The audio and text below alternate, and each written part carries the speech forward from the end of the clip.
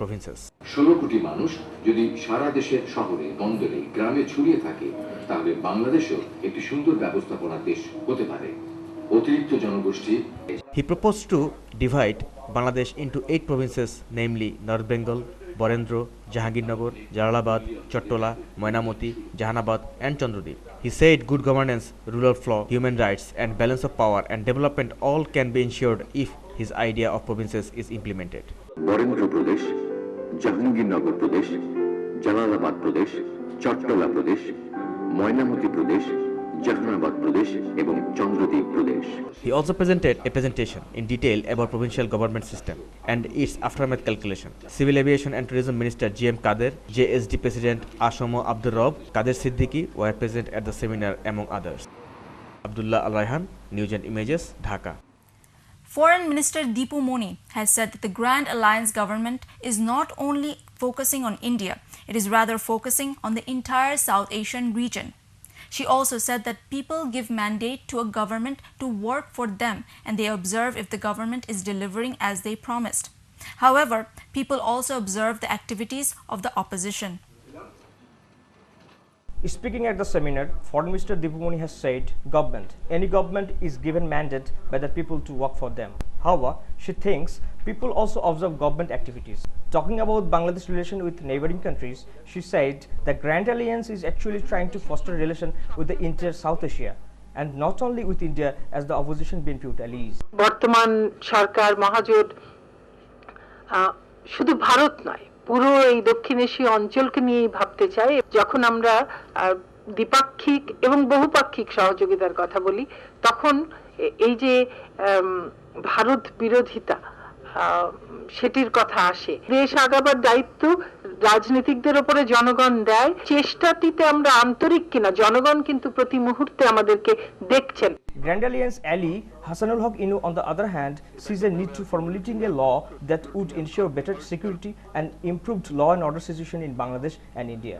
যোগাযোগ ব্যবস্থা আরো উন্মুক্ত করা উচিত, আর একটা আইন কমিশনের জন্য চেষ্টা করা উচিত, কারণ আপনি যখন এটা সহযোগিতার সদর দরজা খুলবেন, দক্ষিণ এশিয়ার ভিতরে লোকের চলাচল এবং ব্যবসা বাণিজ্যের চলাচল হবে, তখন কিন্তু সমন্বিত আইনটা যদি কাছাকাছি না থাকে, যখন আইন ভঙ্গ হবে তখন এর বিচার আচারটা করতে অসুবিধা হবে আর কি। Closing the roundtable, Deepu Moni also said politicians should stop thinking of taking the country backward. Desk report, News and Images. Opposition Chief Whip Joinal Abidin Farooq Friday filed a general diary with Gulshan Thana after allegedly receiving a death threat over phone the same day. Shah Alamgir, sub-inspector of Gulshan Thana, told News and Images that Farooq registered the complaint of receiving the threat following a press conference to protest the deputy speaker's refusal to allow him to speak in parliament on Thursday. The unidentified people had reportedly told Farooq that he would be taught a good lesson for speaking against Wajid, apparently referring to the Prime Minister's son, Joy, who he had accused of involvement in the illegal VoIP business. Language hero and veteran journalist K.G. Mustafa died early today at the age of 84. He breathed his last at about 1:30 a.m. at the city's Labate Hospital.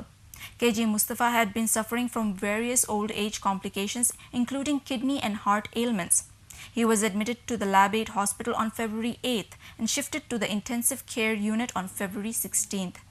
K.G. Mustafa was born in 1928 at Kuripara in Shirajganj.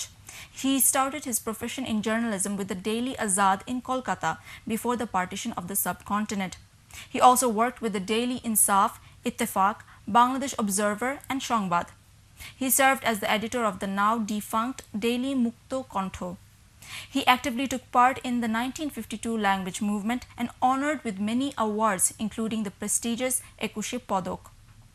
He also served as an ambassador to Lebanon and Iraq in the 1970s. Well, it's time for a short break now, but coming up next, Hillary Clinton warns Israel over telephone over US ties. Welcome back. You're watching the Evening Bulletin at News and Images. Our top international story.